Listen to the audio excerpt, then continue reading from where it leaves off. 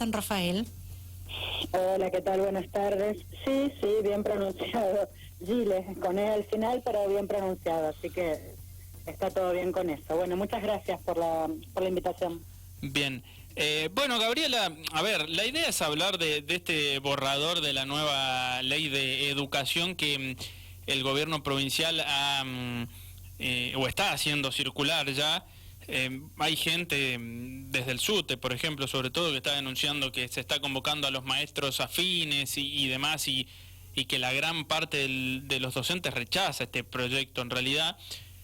Pero más allá de eso, que si querés obviamente puedes hacer mención, pero digo, fuera de eso también hay una preocupación en las escuelas artísticas, ¿no? Como puede ser el IPA.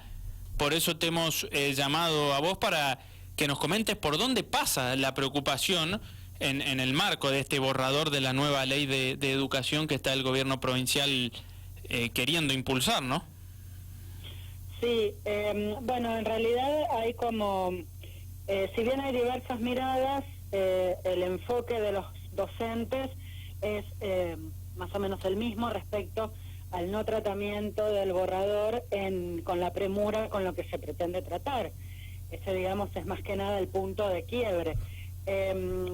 Todos sabemos que la ley que tenemos necesita una modificación y nadie discute esa modificación. Lo que discutimos es el tiempo que se nos está pidiendo y en el cuándo, ¿no? O sea, el tiempo que se nos da para el debate y el momento en el que se propone.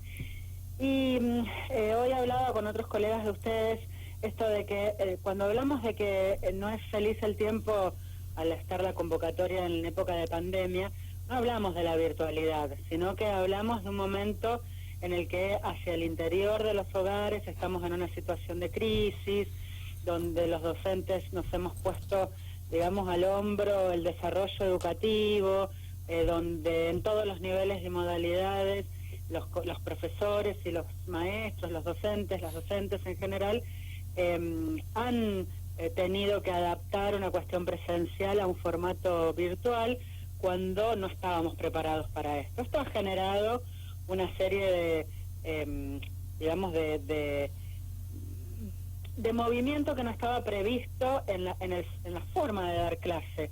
Este acompañamiento a los chicos que quedan sin poder asistir o ingresar a los formatos virtuales, cómo acompañamos a esas trayectorias, la situación económica, porque en los hogares no todo el mundo tiene un sueldo fijo, entonces esa posibilidad que tenía la gente antes con la diversidad, digamos, de posibles trabajos varió y eso genera un malestar hacia el interior.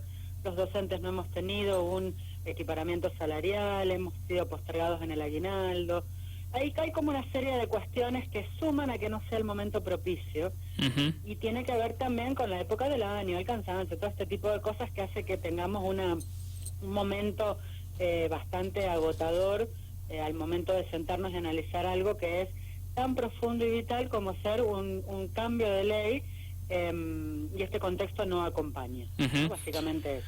Bien, y si ya nos centramos, por ejemplo, en la letra chica, o no sé si tanto en la letra chica en realidad, pero en la parte que habla de que los docentes tienen que ser, o tienen la obligación, digo, ¿no?, de capacitarse, no solo el derecho, sino la obligación de capacitarse. También la parte que menciona el cuidado que un maestro tiene que tener con una red social, ¿no?, a la hora de ciertas publicaciones que debe tener. Todo ese tipo de cuestiones, ya centrándonos más en lo que propone el gobierno, ¿cómo lo ven a eso? Bueno, básicamente lo que vemos es que el encuadre del marco general de la ley no condice con la realidad actual ni con lo que propone la ley, que es la Ley Nacional 26.206, en esta figura del sujeto de derecho que tiene acceso a la educación pública gratuita y laica. Desde ese lugar el resto se desprende solo. Entonces, ¿qué es lo que le planteamos a José Tomás, el director general de escuela? Bueno, a ver, hay que revisar todos estos puntos, hay que hacerlo con tiempo, no solo marcar lo que no corresponde, sino poder decir, bien, esto no corresponde, queremos proponer tal cosa, a conciencia. Por supuesto que el punto que remarca esto que vos decís de la revisión en las redes sociales atrasa 500 millones de años. Es terrible que yo, colega, tenga que estar denunciando que no sea libre de decir lo que tengo lo que quiera decir en mi red social. Eso ya se nos dijo que que ya estaba modificado ese punto, por ejemplo. Entonces, bueno, eso les dijo Tomás les dijo que iban a cambiar esa parte, la de que o sea, les prometió que y cuando elevasen la ley no iban a incorporar el punto de controlar la red social de un docente, por ejemplo. Sí, eso nos dijo en reunión. Nosotros hemos tenido una reunión con Emma Cuñete, que es la coordinadora de Educación Superior y los guías de artísticas, y participó Tomás, de la provincia, ¿no? Y participó José Tomás, y uno de los puntos fue decir que realmente ese enfoque había sido errado y que ya se estaba trabajando en modificar eso. Acá el punto concreto es cuál es la decisión que tomamos los docentes, si damos por válido o no el debate en este tiempo y con estos tiempos acotados, o si vamos a llevar adelante alguna propuesta concreta. Eso me parece que es el punto, ¿no? Nosotros como colectivo docente general, no únicamente de artística, lo que se pide es más tiempo para esa discusión, solamente eso. Bien. Y esa es la espera. Lo que me preguntaste antes de la capacitación como obligación y como derecho, yo en particular, fuera de mi rol de rectora, creo que los docentes tenemos que estar permanentemente capacitándonos, y lo hemos planteado todo el tiempo, que dentro de nuestras jornadas, que son muy amplias, laborales, son eternas algunas, no me quejo de eso, pero digo, no nos queda mucho tiempo a veces para capacitarnos, entonces también que se contemple, porque eso lo hemos planteado en muchísimas jornadas cuando era el PNFP en su momento. No me parece mal que nos capacitemos, pero no recuerdo el punto específico donde está esto que vos estás planteando. Bien. Otros enfoques que tiene la ley es que habla de cubrir una franja de diferenciación y que sea equitativa el acceso a la educación. Y eso está buenísimo, pero habla de un servicio educativo digital. Y eso también nos vuelve a preocupar, porque no todo el mundo tiene acceso a todos los insumos e instrumentos que yo necesito para conectarme a esta situación de educación digital. Entonces, bueno, ¿cómo va a garantizar el Estado que todos los chicos tengan el acceso? Porque el problema no estamos siendo nosotros los docentes que estamos en este momento en actividad. Nosotros tenemos que poder pensar cuál es el impacto de esta propuesta de modificación de ley y a quién va dirigido. No va dirigido una modificación de ley a mí que tengo 50. Por supuesto, afectará a mis últimos años en la trayectoria docente. Tenemos que pensar en aquel ciudadano que aún no entra al sistema educativo, que son los chicos. Aquel niño que todavía no se escolariza y todavía no nació, que van a nacer en 4, en 5, en 6 años. Bueno, aquel que está en este momento en la primaria, en la secundaria, o que está decidiendo ver por primera vez en su familia alguien que va a cursar un estudio superior. Bueno, genial. Entonces, ¿de qué manera garantiza la ley que ese acceso a la educación va a estar permanentemente instalado? Esa es la mirada que hay que lograr desde la sociedad, que es un impacto hacia la sociedad toda. Volviendo al tema de la capacitación que abarca mucho para ustedes como docente, digo, usted recién dio su opinión con respecto a este tema y no lo ve mal. El resto de los docentes con los cuales usted ha tenido la posibilidad de charlar, tal vez en este tipo de reuniones virtuales, donde, bueno, se puede hacer amplia la opinión y pueden conocerla entre todos ustedes, ¿ellos también lo ven con buenos ojos esto? Mira, te voy a ser sincera, y hemos puesto el foco en otras cuestiones que nos parecieron graves de la ley, y no hemos charlado sobre el tema de la capacitación que propone la ley. Ahora corto con vos y voy a revisar la ley a ver cuál es el artículo que propone eso y en definitiva qué es lo que dice, porque hemos hecho hincapié en estos otros puntos que te estoy diciendo. Hay gente que va a estar de acuerdo y hay gente que no. Hay capacitaciones que son muy costosas, hay gente que las paga, y hay capacitaciones que son gratuitas. Cuando nosotros hablamos de docencia, estamos hablando de trabajar con sujetos que tienen modificaciones permanentemente. Mis hijos, que ahora tienen 13, 15 años, no son los mismos de los chicos que hace 10 años tuvieron esa edad. Si yo, docente, no me capacito en relación a las necesidades que tienen esos sujetos a los que les voy a dar clase, no voy a poder darle clase al sujeto actual. Y esa es una demanda que tiene el sistema educativo. ¿Vieron esto que siempre se dice? El sistema educativo va por detrás de lo que la sociedad genera de cambios.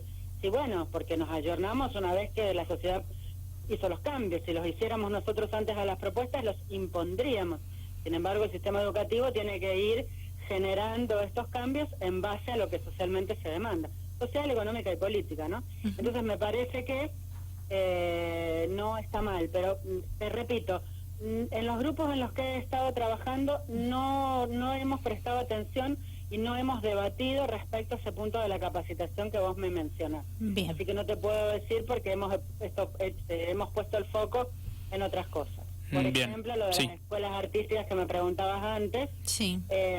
Y lo que la ley omite es nombrar a las escuelas vocacionales de arte.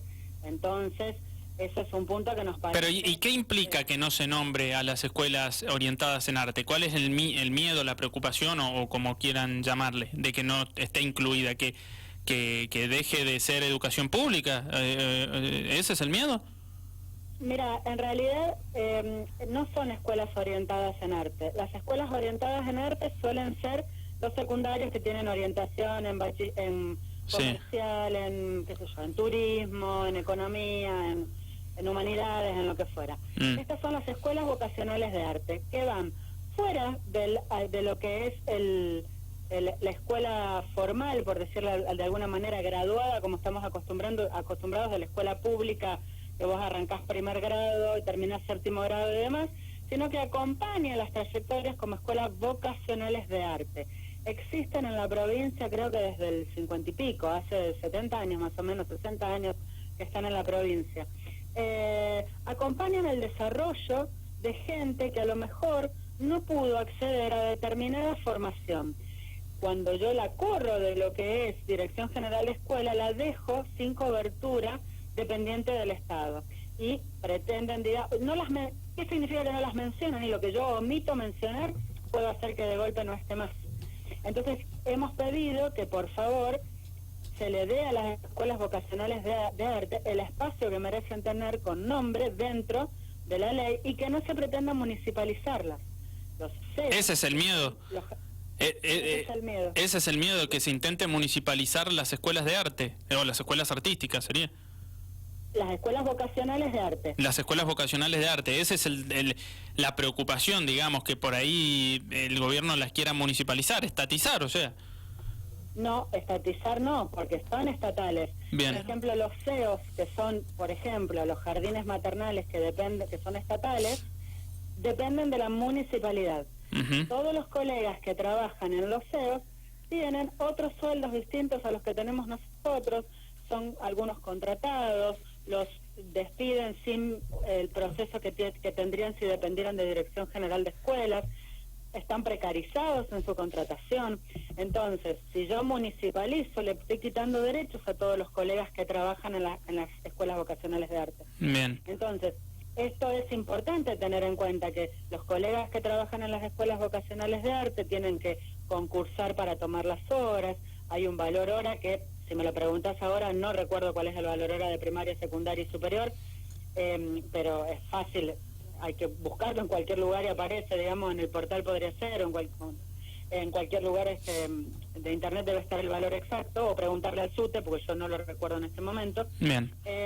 Entonces vos podés tomar las horas, tenés una antigüedad, forman parte de tu jubilación, o sea, hay toda una serie de cuestiones que tienen que ver con derechos adquiridos, que al municipalizarlas no hay claridad de qué pasaría con eso, ni quién le daría las partidas presupuestarias a las municipalidades para hacer eso.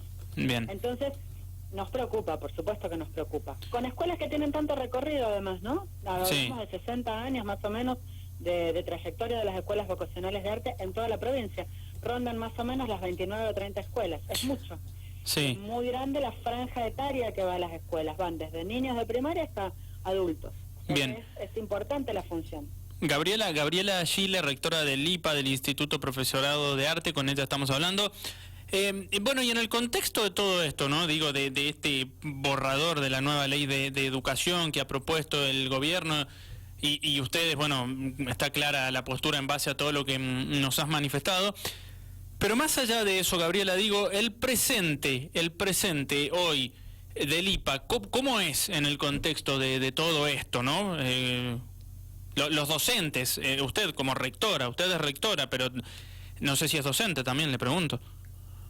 Sí, soy docente. ¿A qué te referís con el contexto del colegio? Y a la hora de enseñarle a los chicos, digo, ¿cómo se la...? Porque, a ver, la parte vocacional de arte, que es lo que usted hacía mención recién, obviamente digo, en el contexto de lo que estamos viviendo, de que hay que enseñar a través de la virtualidad, que no todo el mundo puede acceder a la misma, bueno, y un montón de cosas que hemos hablado desde marzo a la fecha, en esta rama, como puede ser el arte, se profundiza más la idea de la enseñanza, ¿no? ¿Gabriela? Bueno, algo pasó en el medio. A ver si nos escucha, Gabriela. No, se ha cortado. Se ha cortado la comunicación. Se ha cortado. Vamos a ver si podemos restablecerla para que redondear esa idea, ¿no? Sí, a ver, ya venimos. Exactamente, ha pasado ya 57 minutos de la hora 16 en todo el país. Precisamente estamos compartiendo con ustedes otra mirada hasta las 5 de la tarde en comunicación telefónica e intentando recuperar precisamente la comunicación telefónica con la rectora del IPA, donde precisamente Joaquín Paulina le consultaba sobre un tema interesante desde el momento en que comenzó la pandemia por COVID-19 hasta la actualidad sobre el tema de arte. Ahora sí, la recuperamos precisamente a la señora Gabriela Schilly, sí, rectora del IPA. La escuchamos, adelante.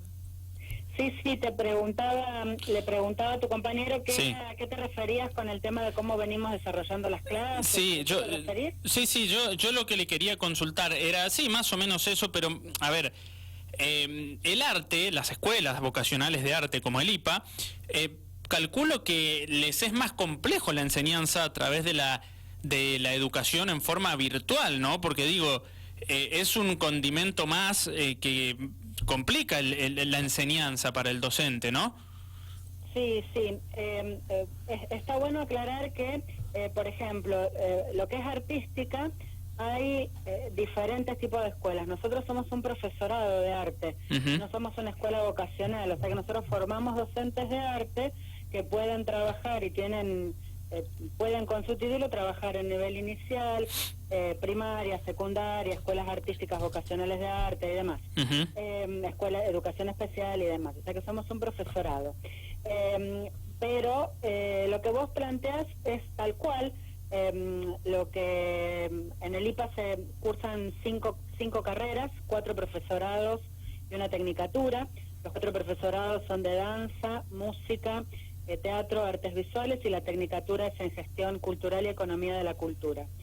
La verdad es que los profesores que tenemos hacia el interior de la institución han tomado una responsabilidad total y absoluta al momento de pensar y repensar cómo hago para dar una clase de piano, de zapateo, de malambo, de guitarra, de actuación, cómo hago para que los chicos vean cómo es un grabado en artes visuales, una escultura, una pintura.